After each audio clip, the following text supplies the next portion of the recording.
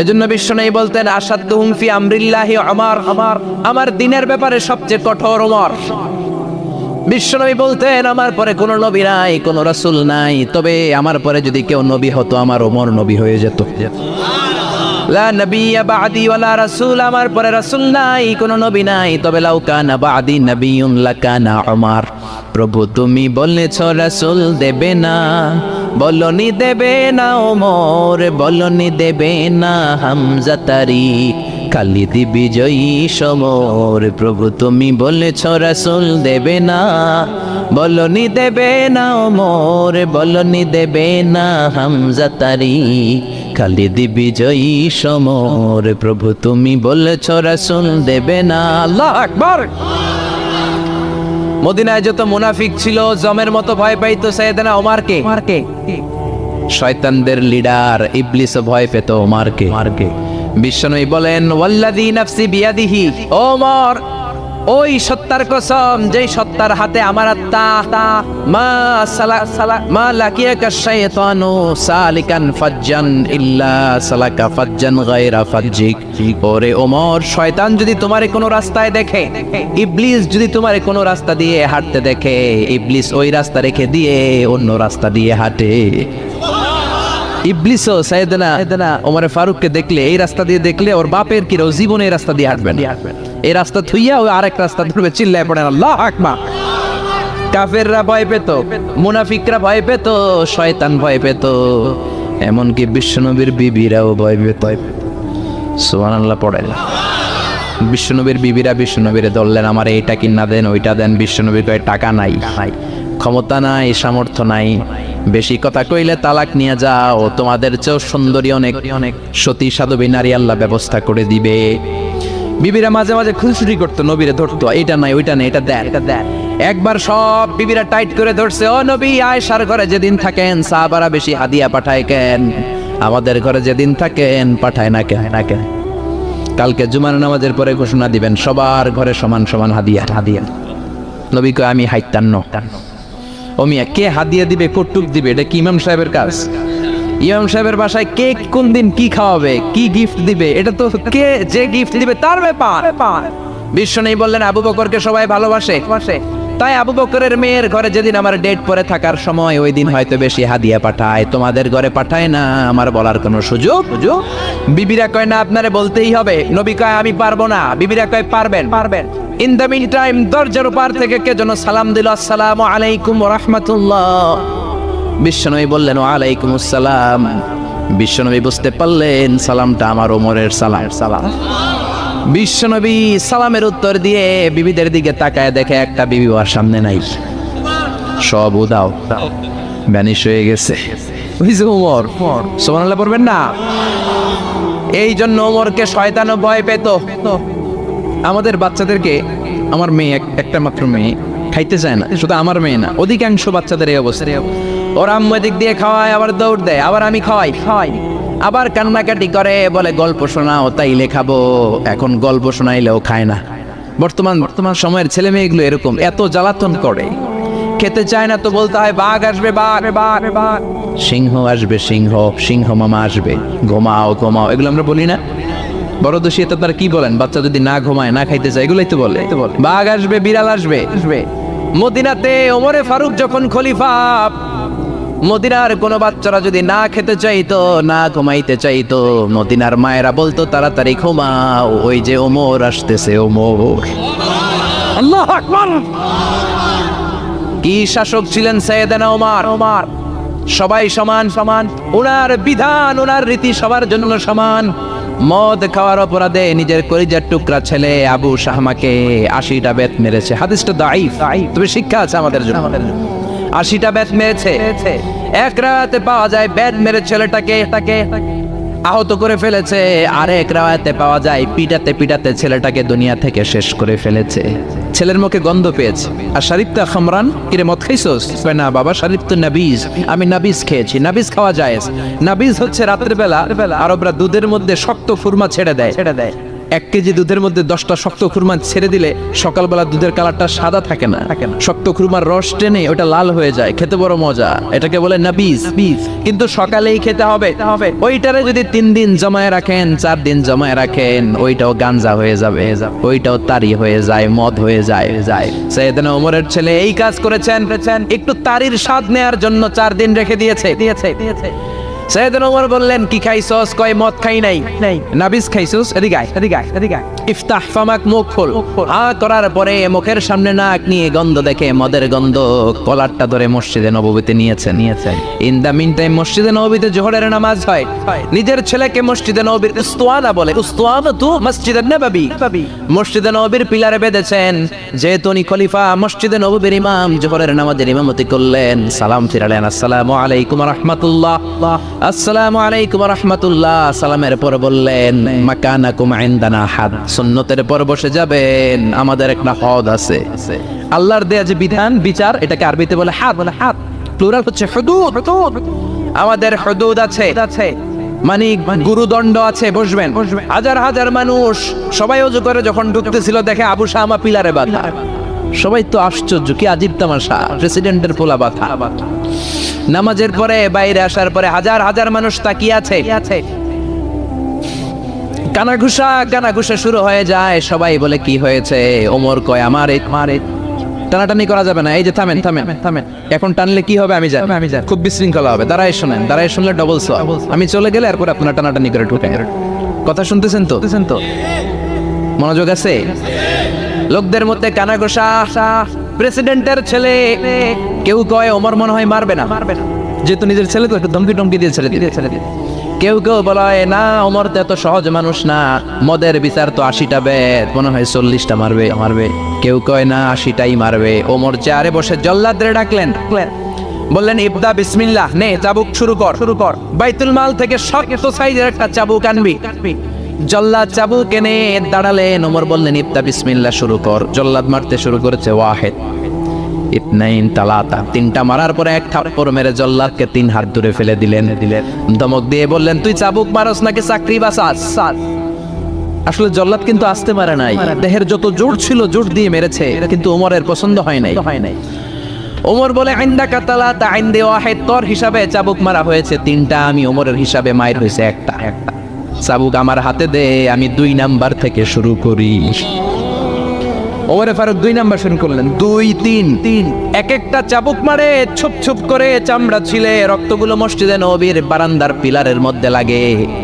ওমরের যে শক্তিশালী দ্বিতীয় কোনো পুরুষ মদিনার জামিনে ছিল নাকি? ওমরের হাতের মাইর। ছেলেটা চিৎকার দিয়ে বলে, বাবা, ও আব্বা, আর মদ খাবো না, ছেড়ে দেন, আর খাবো না। মদ তো আমি খাই নাই, আমি খেয়েছি নাবিজ। 3-4 দিন রাখার কারণে একটু মাতলামি হয়েছে আমার। আব্বা, এবারের জন্য ছেড়ে দেন, আর খাবো না। ওমরের কঠোর হৃদয়ে কোনো দয়া মায়া আসে না, মারতে লাগলেন। এবার আবু শাহামার মা, ওমরের বউ, পায়ের মধ্যে ওমরের পায়ে পড়ে ডেকে বলে, ওমর, আমার কলিজার টুকরা ছেলেটারে মারিস না। 30টা বাড়ি মারা হয়েছে, আর বাকি 50টা বাড়ির জন্য এক একটা চাবুকের বিনিময়ে আমি এক একটা উট আল্লাহর রাস্তায় সদকা করব রে ওমর। সাইয়েদনা ওমর বলে, এর নিয়ে যাও। আবু শাহামার মা উট দিয়ে আল্লাহর জাইন চাবুকের বাড়ি থেকে একটা বাড়িও কমানো যাবে না, 80টা বাড়ি দেয়া পর্যন্ত পৃথিবীর কোন শক্তি আবু শাহামারে আমার হাত থেকে ছুটাতে পারবে না। আবু শাহামার মা কাঁদতে লাগলো। ওমরের মনে দয়া মায়া হয় না। 40টা বাড়ি মারার পরে ছেলে বেহুশ, 50টা মারার পরে আবু শাহামা দুনিয়া থেকে শেষ। সবাই নিস্তব্ধ, নীরবতা, পিন ড্রপ সাইলেন্স, পিনপতন নীরবতা। রাগে তখনও গড়গড় করছে ওমর। সাইয়েদনা ওমর বললেন, গোসল দে, জানাজা দে, কবর দেওয়ার পরে ওই কবরের উপর 51 নাম্বার থেকে মারা শুরু করলেন। 52, 53, 60টা, 70টা, 80টা চাবুকের বাড়ি কবরের মধ্যে বিশাল বড় বাড়ি মেরে আঘাত করে আল্লাহরে ডেকে বললেন, আল্লাহ, আমার ছেলে হওয়ার কারণে, প্রেসিডেন্টের ছেলে হওয়ার কারণে আমি পার্সিয়ালিটি করি নাই, একটা চাবুকের বাড়িও কম দেই নাই। কিয়ামতের দিন তুমি আমারে জালিমদের কাতারে দাঁড় করাতে পারবা না। আল্লাহু আকবার। ওই ওমরের শাসন যদি দেশে থাকতো, দেশটারে মদিনা বানাইতো কে? এখন রিকশাওয়ালার পোলার জন্য এক নিয়ম, প্রধানমন্ত্রীর পোলার জন্য আরেক নিয়ম, কুলিওয়ালা ঠেলাওয়ালার জন্য এক নিয়ম, প্রেসিডেন্টের মেয়ের জন্য আরেক নিয়ম। জোরে বলেন ঠিক কিনা? সবার জন্য যদি এক নিয়ম হতো, চুরি করলে যদি হাত কাটা হতো, জিনা করলে যদি পাথর মেরে গর্দানটা উড়িয়ে দেয়া যেত, বাংলার জমিনে আর কোনো চোর আর জিনাখোর পাওয়া যেত না। চুরি করলে হাত কাটো কার আইন? তবে এটা কলা চোর, মুরগি চোর, ডাব চোর, আম চোর না। যেই চোরগুলো একটা কলমের সিগনেচারের খোঁচায় দেশের 1000 কোটি টাকা মেরে দেয়, ওই চোরদের হাত আগে কাটতে হবে। যেরকম ঠিক কিনা? এক কলমের খোঁচায় শেয়ার বাজার খাইয়া ফেলায়, হলমার্ক খাইয়া ফেলায়, দেশের টাকা সুইজারল্যান্ডে পাঠায়, ওই চোরগুলার হাত। জোরে বলেন ঠিক কিনা? আল্লাহর দিন বাস্তবায়নে সবচেয়ে কঠোর সাহাবী ছিলেন ওমর। আবু বকর ছিলেন নরম, ওমরের মেজাজকে গরম বানাইছে কে? এই জন্য ইসলামের মধ্যে যেমনি সহনশীলতা আছে, আবার ইসলামের মধ্যে বিদ্রোহ আছে না নাই? ওই রকম একটা ওমরের দরকার, আমাদের বেশি চাই না। জোরে বলেন ঠিক কিনা? দাও খোদা দাও আমায় আবার ওমর দারাজ দিল, দাও খোদা দাও আমায় আবার ওমর দারাজ দিল, দাও আলীর মতো বীর সেনানি, আলীর মতো বীর সেনানি জাগাতে নিখিল, দাও খোদা দাও আমায় আবার ওমর দারাজ দিল। সুবহানাল্লাহ পড়েন। একটা ওমর লাগবে, চিল্লায় বলেন কয়টা? ওই ওমরের অপেক্ষায় বাংলাদেশ সহ গোটা মুসলিম উম্মাহ, ঠিক কি না? একটা ওমরই যথেষ্ট। আমাদের সেন্ট্রাল লিডারশিপ নাই তো, আমাদেরকে এদিকে লাথি মারলে আমরা ওইদিকে যাই, ওদিক থেকে গোতা মারলে আমরা এদিকে যাই। আমাদের রিপ্রেজেন্টেটিভ, আমাদের প্রতিনিধিত্ব করার মতো কোনো কেন্দ্রীয় লিডারশিপ নেতৃবৃন্দ গোটা বিশ্বে নাই, ঠিক কি না? আমরা সেই ওমরে ফারুকের অপেক্ষায়, আমরা সেই ইমাম আল মাহদির অপেক্ষায়। এই ওমরে ফারুক আমাদের মডেল, ঠিক কি না? থার্ড ইন পজিশন এই পুরা উম্মতের মধ্যে ওনার পজিশন নাম্বার 3। 1 নম্বর পজিশন বিশ্বনবীর, কার? 2 নম্বর পজিশন কার? আবু বকর। 3 নম্বর পজিশন কার? ওমরে ফারুকের। বিশ্বনবী বলতেন লা নবিয়্যা বা'দি, লা নবিয়্যা বা'দি, আমার পরে কোনো নবী নাই। ওয়ালা রাসূলা, আমার পরে কোনো রাসূলও নাই। আমার নবীর পরে আর কোনো নবী আছে? আমার নবীর পরে আর কোনো রাসূল আছে? এই যে কাদিয়ানি যে একটা সম্প্রদায় আছে, এরা কি মুসলিম নাকি অমুসলিম? মুসলিম সম্প্রদায়ের সাথে এদের কোনো সম্পর্ক নাই। চিল্লা বলেন ঠিক কি না? এরা যদি মুসলমান হতে চায়, আমার নবী দ্য লাস্ট মেসেঞ্জার বিশ্বনবীকে খাতামুন নবী হিসেবে সংবাদ সম্মেলন করে গোটা বিশ্বকে জানাই দিতে হবে, তারপরে তাদেরকে আমরা মুসলিম হিসেবে স্বীকৃতি দিব। চিল্লা বলেন ঠিক কি না? তা না হলে তারা কোন ধর্মের এটাকে জানাই দিতে হবে। No inferiority complex, no identity crisis. Identity ক্রাইসিসে থাকা যাবে না। আপনারা কোন ধর্মের এটা জানায় দেন। আপনারা বিশ্বনবীরও শেষ নবী মানবেন না, আবার মুসলিম বলেও নিজেদেরকে ট্যাগ লাগাতে চাইবেন। সাধারণ মুসলমানরা এটা এই ধোঁকাবাজি মানে না। চিল্লায় বলেন ঠিক কিনা? আমার নবীর পরে কোনো নবী নাই, আমার রাসূলের পরে কোনো রাসূল নাই, ঠিক কিনা? আল্লাহর হাবিব বলতেন লাউ কানা বা'দি নাবিয়্যুন লাকানা উমর, তবে আমার পরে যদি নবী হওয়ার যোগ্যতা কারো থাকে, আমার উমরের ওই যোগ্যতা আছে। সুবহানাল্লাহ পড়েন।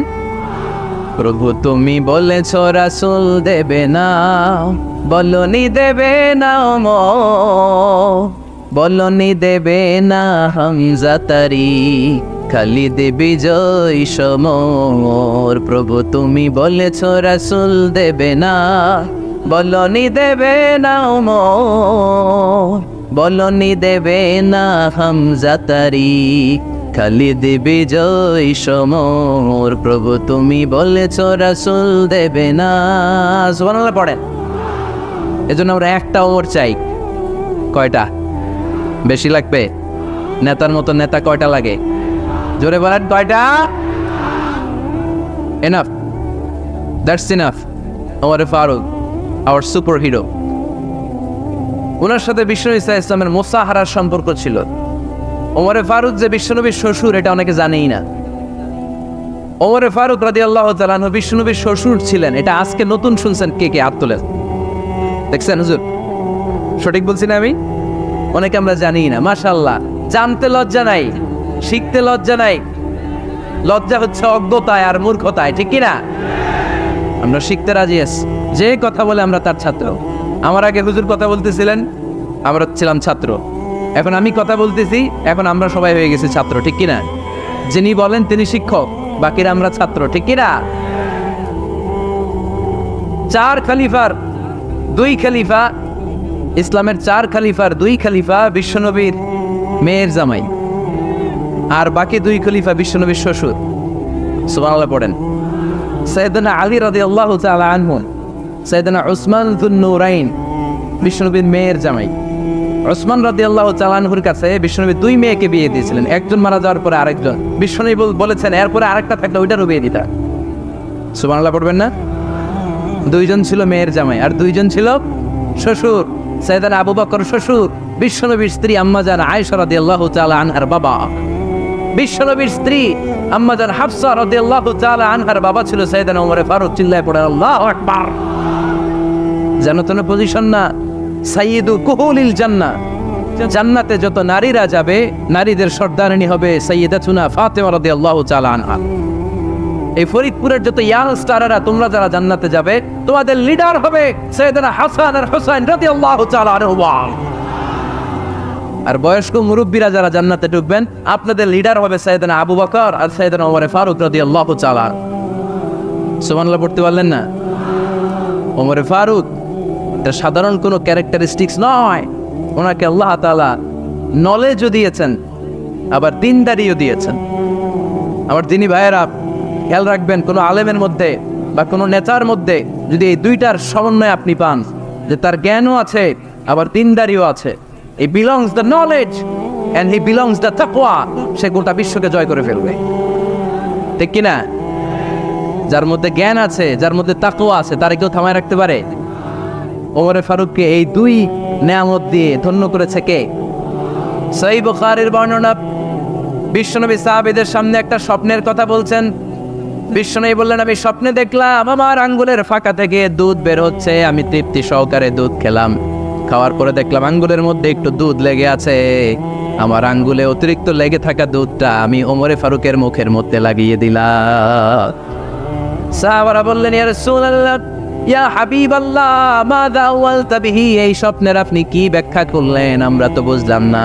বিশ্বনবী বললেন আওয়ালতু বিহি আল ইলম, আমি এই দুধ দিয়ে জ্ঞানের ব্যাখ্যা করেছি, কারণ ওমরকে আল্লাহ যেই জ্ঞান দিয়েছে গোটা বিশ্বের কাউকে এত জ্ঞান দেয় না।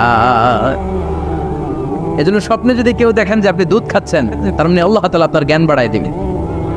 ওমর ফারুককে দুধ খেয়ে অতিরিক্ত দুধের অংশটা বিশ্বনবী আবু বকর রাদিয়াল্লাহু তাআলা আনহুর মুখে দেন নাই, সাইয়েদনা উসমানের মুখে দেন নাই, আলী রাদিয়াল্লাহু তাআলা আনহুর মুখে দেন নাই। স্বপ্নে ওই অতিরিক্ত লেগে থাকা দুধটা বিশ্বনবী ওমর ফারুকের ঠোঁটের মধ্যে লাগিয়ে দিয়েছেন। এই হাদিস থেকে প্রমাণ হয় আল্লাহ তাআলা জ্ঞানের নেয়ামতে সাইয়েদনা ওমর ফারুককে ধন্য করেছেন। আবার বুখারীর বর্ণনা, বিশ্বনবী সাল্লাল্লাহু আলাইহি ওয়াসাল্লাম আরেকটা স্বপ্নের বর্ণনা দিচ্ছেন। তিনি বললেন তোমাদের সবাইকে স্বপ্নে আমার সামনে দাঁড় করানো হলো। আমি দেখলাম তোমাদের কারো জুব্বা নাভি পর্যন্ত, কারো জুব্বা হাঁটু পর্যন্ত, কারো জুব্বা টাকনো পর্যন্ত। ওমরে ফারুককে যখন স্বপ্নে আমার সামনে দাঁড় করিয়ে দেয়া হলো, আমি দেখলাম ওমরের জুব্বা এত লম্বা, ওমর টেনে হিচড়ে তার জুব্বা নিয়ে সামনে হেঁটে যাচ্ছে। সাহাবারা বললেন ফামাযা আওয়ালতা বিহি ইয়া রাসূলুল্লাহ, ও আল্লাহর রাসূল এই স্বপ্ন দিয়ে আপনি কি বোঝাতে চাইলেন, আমরা কিছু বুঝলাম না। বিশ্বনবী বললেন আওয়ালতু বিহি আদ-দ্বীন, আমি এই হাদিসের দ্বারা দ্বীনের ব্যাখ্যা করলাম, যার জামা যত লম্বা তার দ্বীনদারি তত বেশি। সুবহানাল্লাহ, আসতে পড়েন। স্বপ্ন দেখলেন কোন সাহাবীর জুব্বা নাভি, কোন সাহাবীর হাঁটু, কারোটা টাকনু, কিন্তু ওমর ফারুকের জুব্বা এত লম্বা, তিনি তার জুব্বা টেনে হিচড়ে যাচ্ছেন। বিশ্বনবী বললেন এটা দ্বারা আমি দ্বীন, আমি তাকওয়া, দ্বীনদারি তাকওয়া এটার ব্যাখ্যা করেছি। তার মানে ওমর ফারুকের তাকওয়ার সামনে সব তাকওয়া পানি হয়ে যাবে। কোন সুবহানাল্লাহ। আল্লাহ তাআলা সাইয়েদনা ওমর ফারুককে দ্বীনের জ্ঞান দিয়েছেন, তাকওয়া দিয়েছেন। যুবক ভাইয়েরা, যাকে আল্লাহ তাআলা দ্বীনের জ্ঞান দেয়, যাকে আল্লাহ তাআলা তাকওয়ার এই গুণ দিয়ে সমৃদ্ধ করে, তার জন্য গোটা বিশ্বের সব দরজাগুলোকে ওপেন করে দেয় কে? কত বড় মুত্তাকি ছিলেন সাইয়েদনা ওমর ফারুক। মদিনার সমাজে কয়জন মুনাফিক ছিল বিশ্বনবী ছাড়া কেউ বলতে পারতেন না। বিশ্বনবী কোন সাহাবীকে মুনাফিকদের লিস্ট দিয়ে যান নাই, একজন সাহাবী ছাড়া। দেখি কেউ বলতে পারেন কিনা ওই সাহাবীর নাম? কি নাম? হুযায়ফা ইবনুল ইয়ামান রাদিয়াল্লাহু তাআলা আনহু। ওনাকে বলা হতো সাহিবু সিররি রাসূলিল্লাহ, আল্লাহ রাসূল সাল্লাল্লাহু আলাইহি ওয়াসাল্লামের গোপন তথ্যের ধারক বাহক। সুবহানাল্লাহ পড়বেন না? বিশ্বনবী ইন্তেকালের আগে মদিনার সমাজে মোট কয়জন মুনাফিক আছে এই তথ্য আবু বকরকে বলেন নাই, ওমর রাদিয়াল্লাহু তাআলা আনহুকে বলেন নাই, উসমান রাদিয়াল্লাহু তাআলা আনহু, আলী রাদিয়াল্লাহু তাআলা আনহু, আশরাতুল মুবাশশিরিনা বিল জান্নাহ কোন সাহাবীকে বলেন নাই। শুধুমাত্র কেবলমাত্র একমাত্র হুযায়ফা ইবনুল ইয়ামান রাদিয়াল্লাহু তাআলা আনহুর কাছে মুনাফিকদের লিস্টে বিশ্বনবী দিয়ে গিয়েছেন। সুবহানাল্লাহ পড়েন। মদিনায় কারা কারা মুনাফিক কেউ জানতো না হুযায়ফা ছাড়া। কে ছাড়া? নামটা আজকে মুখস্থ করেন, যাতে অন্য কোনো ওয়াজে কেউ জিজ্ঞেস করলে বলতে পারেন। মুনাফিকদের লিস্ট যে সাহাবীর কাছে বিশ্বনবী দিয়ে গিয়েছিলেন, সাহাবীর নাম কি? নাম? নামটা কেমন লাগে? ভালো লাগে? অনেকে আমারে জিজ্ঞেস করে, হুজুর আমার ছেলে হবে আগামী মাসে, একটা নাম দেন। নাম দিয়ে দিলাম হুযায়ফা। যাদের হবে ছেলে, এলাকায় যাদের নেক্সট কয়েক মাসে ছেলে হবে, খালি হুযায়ফা চলবে। কি চলবে? ভাল লাগে? নামটা ভাল লাগে? রাইখেন, অনেক সুন্দর না। উনি জানতেন মুনাফিক কারা। দেখেন ওমরে ফারুকের তাকওয়ার লেভেলটা কত হাই হাই। ওমরে ফারুক একদিন হুযায়ফা রাদিয়াল্লাহু তাআলা আনহুর কাছে গেলেন, যে বললেন, হুযায়ফা, বিশ্বনবী ইন্তেকালের আগে মুনাফিকদের নামের লিস্টটা কারো কাছে দেয় নাই, আমার জানা নাই, সাইয়েদনা আবু বকরের জানা নাই, কোন সাহাবীর জানা নাই তুমি ছাড়া। আমি তোমার কাছে জানতে চাই, আমি ওমরের নামটা ওই মুনাফিকদের খাতায় আছে কিনা আমার একটু বলো। আমার ওমরের নামটা ওই মুনাফিকদের লিস্টিতে একটু আছে কিনা, নামটা একটু বলো। যদি থাকে আমি ভালো হয়ে যাব। আমি নেফাকি দূর করে পাক্কা মুমিন হতে চাই। আমার নাম যদি মুনাফিকের লিস্টে থাকে আমি তো শেষ। হুযায়ফা চোখের পানি ছেড়ে দিয়ে বলে, আমিরুল মুমিনিন, কেমন প্রশ্ন করলেন আপনি? আপনি বিশ্বনবীর শ্বশুর, এই উম্মতে আপনার পজিশন 3 নাম্বার। আপনারে মুনাফিকরা ভয় পায়, শয়তান আপনারে ভয় পায়। আপনি জান্নাতে সব বয়স্ক লোকদেরকে নিয়ে জান্নাতের মধ্যে আগে আগে ঢুকবেন, কেমন করে মুনাফিকদের কাতারে আপনার নাম থাকতে পারে? ওমর সুবহানাল্লাহ পড়ে। কি বিনয়ী, কি তাকওয়া। হুযায়ফাকে যে ধরতেন, হুযায়ফা একটু বলো না আমার নামটা মুনাফিকদের লিস্টিতে আছে কিনা। ওমরে ফারুকের যদি এই টেনশন থাকে যে আমি মুনাফিক হয়ে গেলাম কিনা, আমাদের এই টেনশন থাকার দরকার আছে না নাই? হ্যাঁ, যেন সব সময় আল্লাহর কাছে দোয়া করতে হবে, আল্লাহ তুমি নেফাকি থেকে আমাদেরকে বাঁচাও। আরো জোরে পড়েন আমিন। ওমরে ফারুক রাদিয়াল্লাহু তাআলা আনহু আমাদের সুপার হিরো, আমাদের সবাই বলেন আমাদের। উনি কত বড় সুপার হিরো শুনেন। উনি জুমার খুতবা দিচ্ছেন। কি দিচ্ছেন? মসজিদে নববীতে। খুতবার মাঝখানে হঠাৎ বললেন, ইয়া সারিয়াতুল জাবাল, ইয়া সারিয়াত ইবনে জানিমিল জাবাল। এই কথা বলেই আবার খুতবা দিতে শুরু করলেন। ওনার এই ইয়া সারিয়াত ইবনে জানিমিল জাবালের সাথে আগের কথারও কোনো মিল নাই, পরের কথারও কোনো মিল নাই। জুমার নামাজের পর মুসল্লি সাহাবারা ধরলেন, বললেন, ইয়া আমিরাল মুমিনিন। খুতবার মাঝখানে হঠাৎ করে ইয়া সারিয়াত ইবনে জানিমিল জাবাল বলে আপনি চিৎকার করলেন কেন? আপনার এই বাক্যের সাথে আপনার খুতবার আগের বাক্যের কোনো মিল নাই, আপনার খুতবার পরের বাক্যেরও কোনো মিল নাই। এই কথা আপনি কারে বললেন? কারে উদ্দেশ্য করে বললেন? এই কথার তাৎপর্য কি আমাদেরকে বুঝিয়ে বলেন। ওমরে ফারুক বললেন, আমি যখন খুতবা দিচ্ছি আমি দেখতে পেলাম ওই যে কয়েক মাস আগে আমি আমার মুসলিম সেনাবাহিনী পারস্যে আক্রমণের জন্য পাঠিয়েছি, বর্তমান ইরানের ওই বিশাল এলাকাতে পারস্যে আমি আমার ব্যাটালিয়ন পাঠিয়েছি। আমি হঠাৎ করে দেখতে পেলাম আমার মুসলিম বাহিনীর সেনাপতি যুদ্ধের এক পর্যায়ে তার ডানে আছে উপত্যকা, বায়ে আছে পাহাড়। সে পাহাড়ি রাস্তা ছেড়ে দিয়ে উপত্যকার দিকে যেতে শুরু করেছে।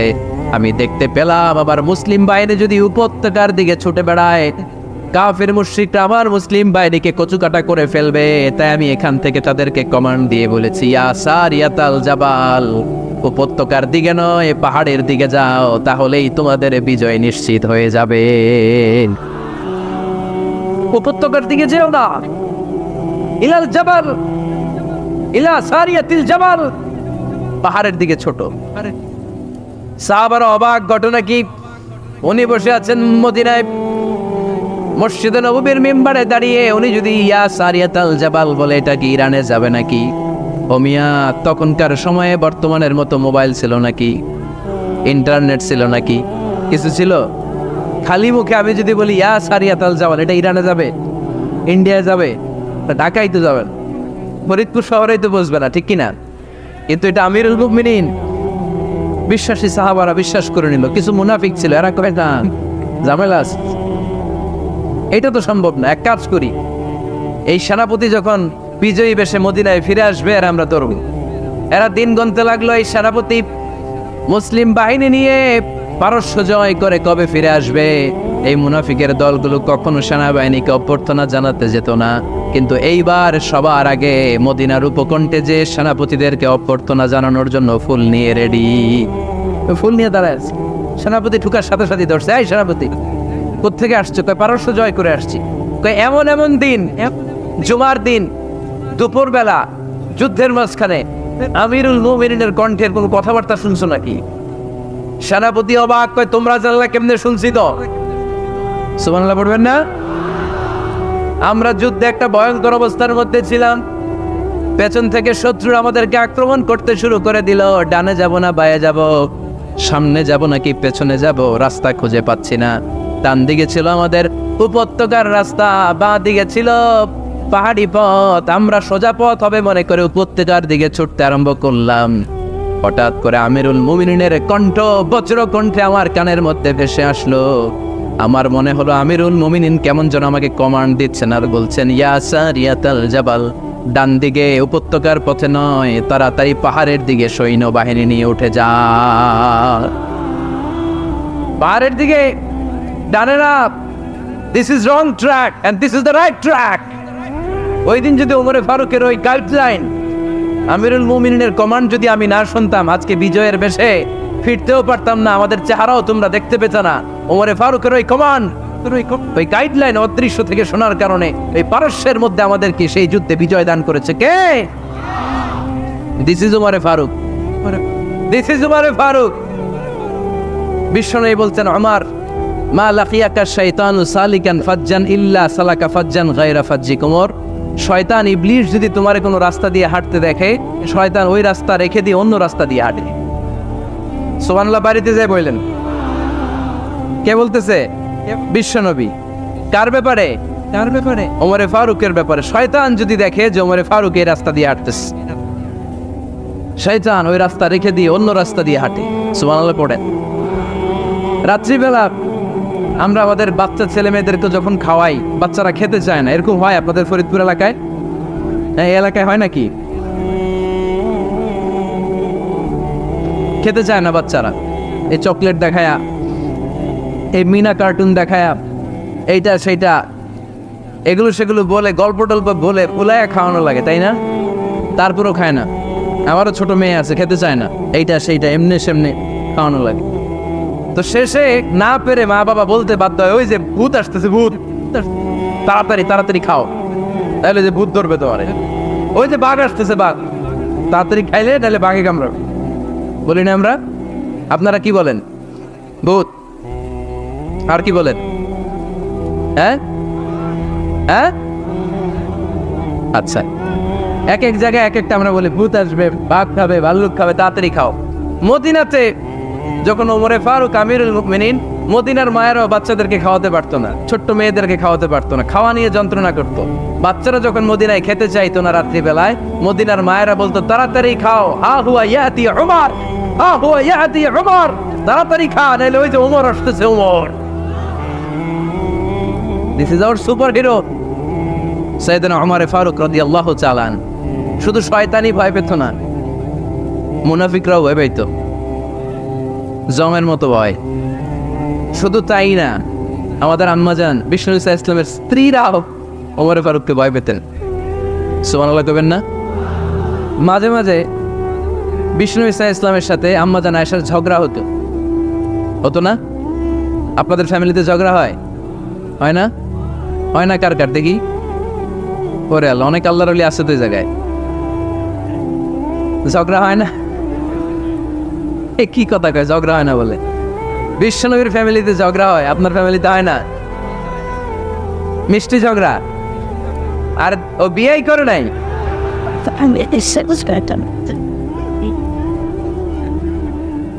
ঝগড়া তো হবেই, দাম্পত্য জীবনের মজাটাই তো এখানে। কখনো ঝগড়া, কখনো আনন্দ, একটু বৃষ্টি, একটু রোদ, একটু হাসি, একটু কান্না, ভালো লাগা ভালোবাসা শেয়ার করে নেয়া, মিলেমিশে একাকার হয়ে যাও, ঠিক কিনা? তো আল্লাহর হাবিব সাল্লাল্লাহু আলাইহি ওয়াসাল্লামের সাথে আম্মাজান আয়েশার ঝগড়া হতো। তো একদিন ঝগড়া হয়ে দুইজন রেগে আছে। খবরদার দুইজন রেগে থাকবেন না, আবার একজন রাখলে আরেকজন থেমে যাবেন, কারণ এই ছোট্ট ঝগড়া থেকে এটা অনেক সময় বিচ্ছেদের দিকে গড়ায়। আমার প্রিয় ফরিদপুরবাসী, ভাবি রেগে গেলে আপনি রাইগেন না, ওই দিন আপনি একটু ঠান্ডা থাকেন। আবার আপনি রেগে গেলে, আমার মাইকের আওয়াজ যদি ভাবিরা শুনেন, আপনারা রেগে যায় না, একটু ঠান্ডা থাকবে। দুইজনে রেগে গেলে তো তৃতীয় বিশ্বযুদ্ধ শুরু, তাই না? একজন রেগে গেলে আরেকজন ঠান্ডা, কারণ এই সামান্য ঝগড়া থেকে ইগোর কারণে এটা বিচ্ছেদ আর ডিভোর্স পর্যন্ত গড়ায়। আর শয়তান এখানে উস্কানি দেয়, কারণ ইমানদারদের ফ্যামিলি ভাঙতে পারলে শয়তান সবচেয়ে বড় খুশি হয়।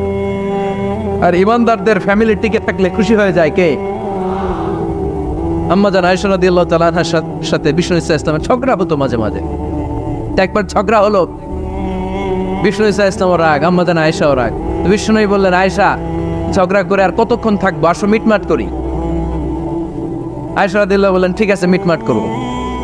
তো বিষ্ণু ইসা ইসলাম বললেন, মিটমাটের জন্য কারে ডাকবো? ওমর রে ডাকি। কয় না, ওমর রে না, ওমর গালিজ, ওমর অনেক রাগে, আমার ডর লাগে। কয় তাহলে তোমার আব্বারে ডাকি। কয় ডাকেন। কি খুশি, মেয়েদের মধ্যে অভ্যাসটা আছে না নাই? তাহলে তোমার আব্বারে ডাকি, ডাকেন। ডেকে নিয়ে আসা হলো। আবু বকর রাদিয়াল্লাহু তাআলা আনহু দাঁড়ালেন, আম্মাজান আয়েশা দাঁড়ালেন, বিশ্বনবীও দাঁড়ালেন। বিশ্বনবী বললেন, আয়েশা, তোমার আব্বা আসছে, এবার ঘটনা খুলে বলার পালা। তুমি বলবা নাকি আমি বলবো? আম্মাজান আয়েশা বললেন, আপনি বলেন, তবে ওয়ালা তাকুল ইল্লা হাক্কান, যেটা ঘটছে ওইটাই বললেন, মিথ্যা কথা কইেন না। আবু বকর রাদিয়াল্লাহু তাআলা রেগে মেগে আগুন, কি এই কথা তুমি কেমন করে বলো? বিশ্বনবী কি মিথ্যা কথা কখনো বলবে? রেগে মেগে দিলেন মেয়ের গালে এক চড়। বানিয়ে বলতেছি না, মুসনাদ আহমদ ইবনে হাম্বলের হাদিস। বাবার হাতের থাপ্পড়কে আম্মাজান আয়েশা উল্টে বললেন। সাইয়েদনা আবু বকর রাগে গড়গড় করছেন, আবার মারার জন্য তেড়ে গেলেন। এবার বাঁচার জন্য আম্মাজান আয়েশা বিশ্বনবীর পিছনে যে আশ্রয় নিলেন, বিশ্বনবী বাঁচানোর জন্য দুই হাত মেলে দাঁড়িয়ে গেলেন। পড়েন সুবহানাল্লাহ। বিশ্বনবী যখন দুই হাত মেলে দাঁড়িয়ে গেলেন, সাইয়েদনা আবু বকর রাদিয়াল্লাহু আনহু থেমে গেলেন। সাইয়েদনা আবু বকর রাদিয়াল্লাহু তাআলা আনহু ঘর থেকে বের হয়ে বারান্দায় দাঁড়ালেন। পড়েন সুবহানাল্লাহ।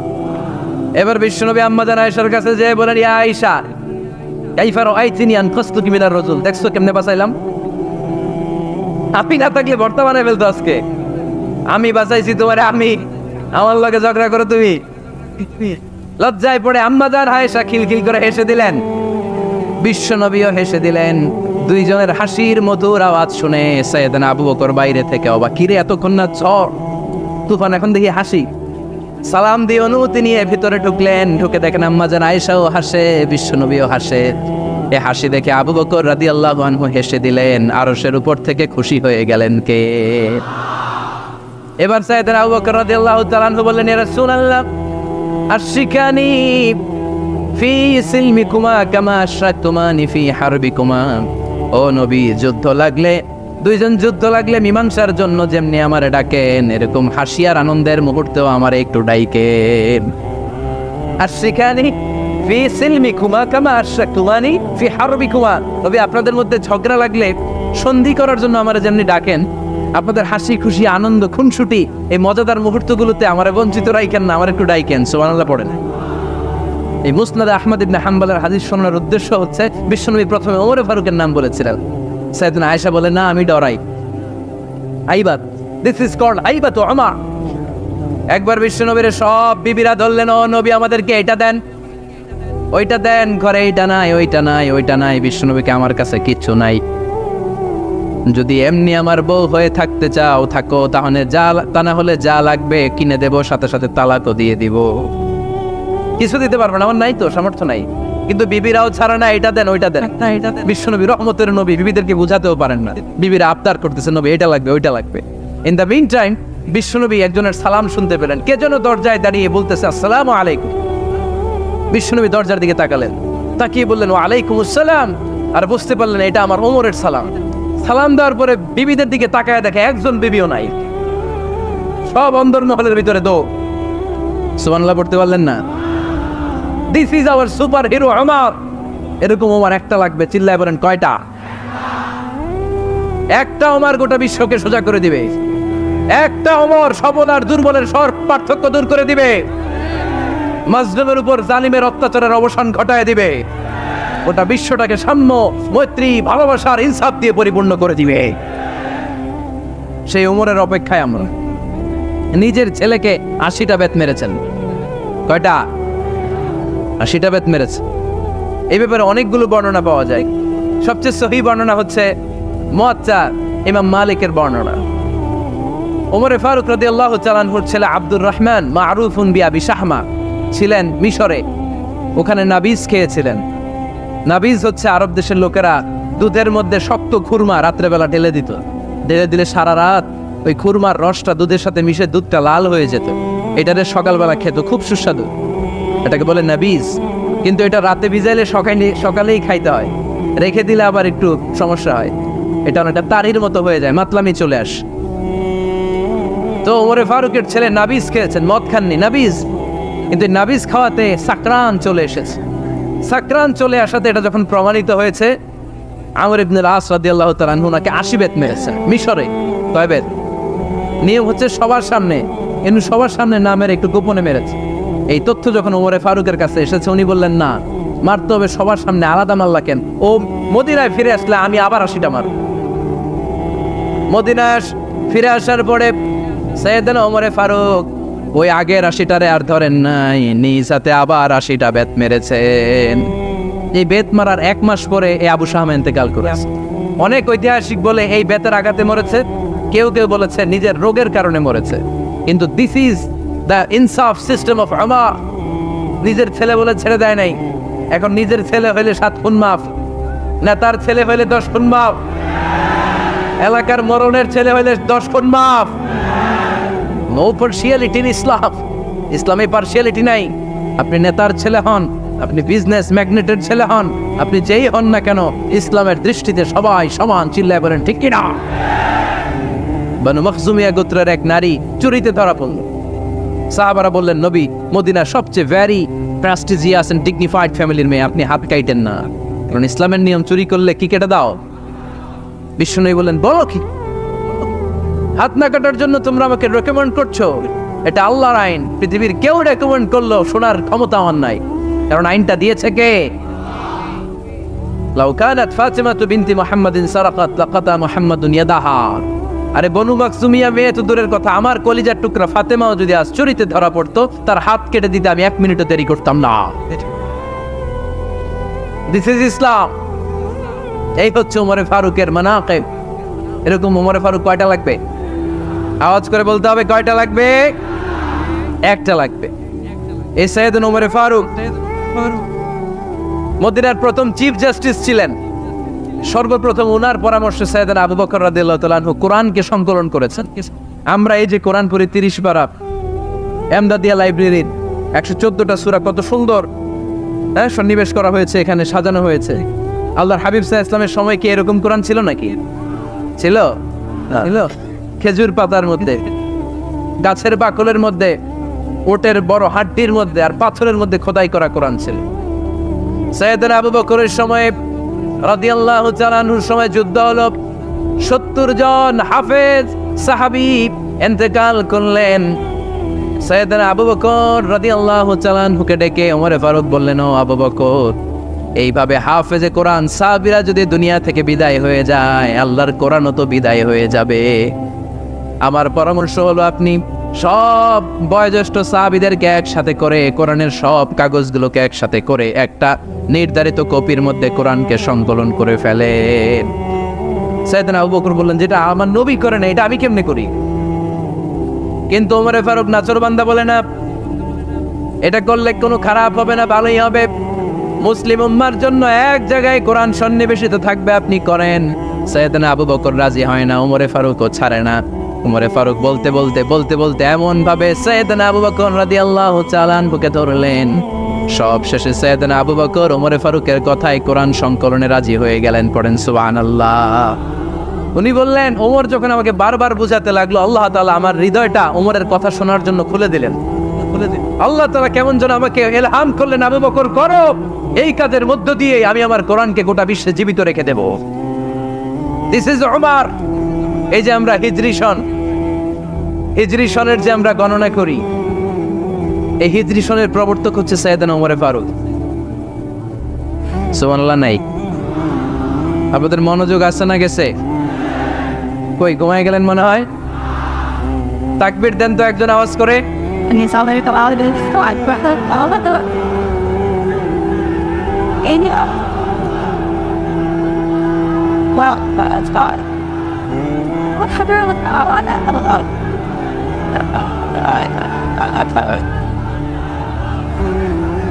মাশাআল্লাহ মাশাআল্লাহ। বসেন বসেন, এখনই শেষ করে দেব কিছু সময়ের মধ্যে। আমরা একসাথে বিদায় নেব ইনশাআল্লাহ। ওঠা বসা করবেন না, বসেন। সাইয়েদনা ওমর ফারুক এই হিজরি সনের গণনা শুরু করেছে। সাহাবারা বলল, আমিরুল মুমিনিন, খ্রিস্টানদের ঈসাই সন আছে, আমাদের মুসলমানদের কোনো সন নাই। আমাদের একটা সন থাকলে আমাদের জিজিয়া নিতে, আমাদের যাকাতের টাকা উত্তোলন করতে অনেক সুবিধা হবে। ওমর ফারুক বললেন, তাহলে কোন সালকে হিজরি, কোন সালকে মুসলিম সাল হিসেবে আমরা ঘোষণা দিতে পারি? একজন বলল, আমার নবী যেই সালে জন্মগ্রহণ করেছেন ওই সালে। ওমর ফারুক বললেন, না, আমার নবীর জন্ম আমাদের জন্য খুশির দিন, কিন্তু এটা আমাদের জন্য প্রেরণা নয়। প্রেরণা নবীর কাজে, ঠিক কিনা? আরো কিছু সাহাবারা বলল, তাহলে যেই সালে আমার নবী ইন্তেকাল করেছে ওইটারে প্রথম সাল ধরেন। ওমর ফারুক বললেন, না, যেদিন তিনি ইন্তেকাল করেছেন এটা আমাদের দুঃখের দিন, এটা আমাদের প্রেরণা নয়। আমাদের প্রেরণা হচ্ছে বিশ্বনবীর ত্যাগ, তিতিক্ষা আর কাজের মধ্য দিয়ে। জোরে কোন ঠিক কিনা? ওমর ফারুক বললেন, যেদিন বিশ্বনবী ইসলাম রক্ষায় নিজের মাতৃভূমি ছেড়ে মক্কা থেকে মদিনায় গিয়েছেন, ওই দিনটাকে হিজরি প্রথম দিন ধরে আমরা হিজরি সাল গণনা করে শুরু করে দিব। ওইটাই হচ্ছে হিজরি সন। সেখান থেকে হিজরি সনের প্রবর্তন করেছেন সাইয়েদনা ওমর ফারুক রাদিয়াল্লাহু তাআলা আনহু।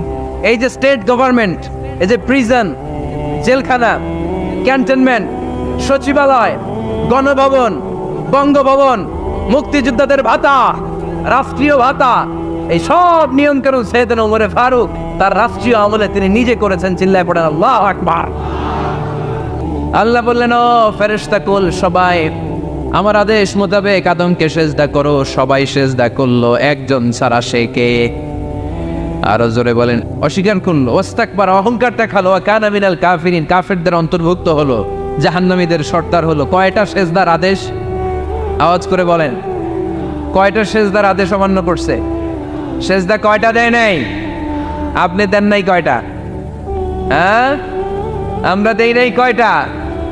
এক সেজদা না দিয়া জাহান্নামীদের লিডার। আমরা সেজদা মিস করছি কয়টা? কয়টা? মুসলমান সেজদায় লুটিয়ে পড়তে হবে একজনের খুশির জন্য, তিনি কে?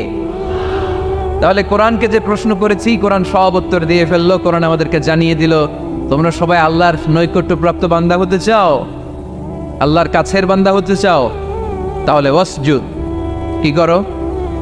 সবাই বলে নাই, আওয়াজ করে বলো মুসলমান, ওয়াসজুদ মানে কি? সেজদা করো। সেজদা করলেই আল্লাহর কাছে যাওয়া যায়।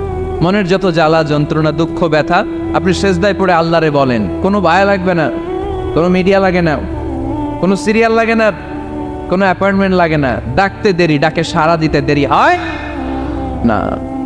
তাহলে কোরআনের আলোকে আজকে আমরা জেনে গেলাম আল্লাহর কাছে যেতে হলে সেজদায় লুটিয়ে পড়তে হয়। এবার আমরা সুন্নাহর আলোকে জানার চেষ্টা করব কি করে আল্লাহর কাছে যেতে হয়। শুনবেন, কষ্ট হচ্ছে নাকি আপনাদের? সুন্নাহকে যদি আমরা জিজ্ঞেস করি, বিশ্বনবী রেখে যাওয়া সুন্নাতে যদি আমরা একটু তালাশ করি, একটু স্ক্যানিং করি, একটু চোখ বোলাই, তাহলে সুন্নাহ আমাদেরকে বলে বেশি বেশি নফল ইবাদত করো আর আল্লাহর নৈকট্য হাসিল করো। সুবহানাল্লাহ পড়বেন না?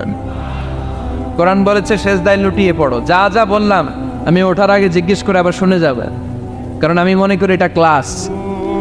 এটা কি ক্লাসে পড়া দেওয়া নেওয়া আছে না নাই? এতক্ষণ পড়ানোর পরে জিজ্ঞেস করার দরকার আছে না নেই? কোরআন বলছে কি আর সুন্নাহ কি বলে? নফল ইবাদত। আওয়াজ করে বলতে হবে সুন্নাহ কি বলে। বুখারীর বর্ণনা, আল্লাহর হাবিব সাল্লাল্লাহু আলাইহি ওয়াসাল্লাম বলেন, মা ইয়াজালু আবদি ইয়াতাকাররাবু ইলাইয়া বিন-নওয়াফিল, বান্দা যত বেশি নফল ইবাদত করতে থাকে, করতে করতে করতে করতে বান্দা আমার কাছের নৈকট্য প্রাপ্ত বান্দা হয়ে যায়। হাত্তা উহিব্বাহু, এরপর আমি আমার বান্দারে এত ভালোবাসি, কুনতু সামআহুল্লাযী ইয়াসমাউ বিহি, বান্দা যখন শোনে সে তার নিজের কান দিয়ে শোনে না, আমি আল্লাহর কানে শোনে। কুনতু বাসারাহুল্লাযী ইউবসিরু বিহি, বান্দা যখন দেখে নিজের চোখে দেখে না, আমি আল্লাহর চোখে দেখে। ওয়ায়াদাহুল্লাযী ইয়াবতিশু বিহা, বান্দা যখন কিছু ধরে বান্দার হাতে ধরে না, আমি আল্লাহর হাতে ধরে। ওয়ারিজলাহুল্লাযী ইয়ামশি বিহা, বান্দা যখন হেঁটে যায় ওর নিজের পায়ে হাঁটে না, কেমন যেন আমি আল্লাহর পায়ে হাঁটে। আওয়াজ করে বলতে হবে আল্লাহু আকবার। মানে আল্লাহ বুঝাতে চাইলেন আমি তখন তার কান হয়ে যাই, আমি তখন তার চোখ হয়ে যাই, আমি তখন তার হাত হয়ে যাই, আমি তখন তার পা হয়ে যাই। আমার আর তার মাঝে আর কোনো ফারাক থাকে না, সে আমার একেবারে নিকটে চলে আসে। আওয়াজ করে পড়েন সুবহানাল্লাহ।